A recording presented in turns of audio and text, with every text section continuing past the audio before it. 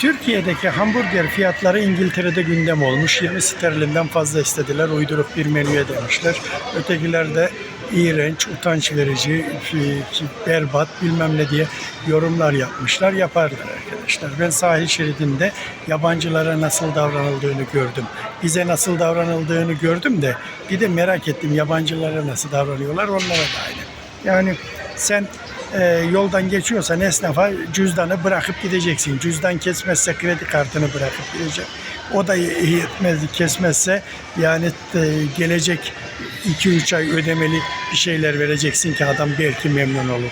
Yani senin cebindeki her şeyi almak istiyor. Bu hıyar versin diyor. Niye vermiyor ki diyor ya. Bunlar para bok diyor, versin bana diyor. Bu kadar.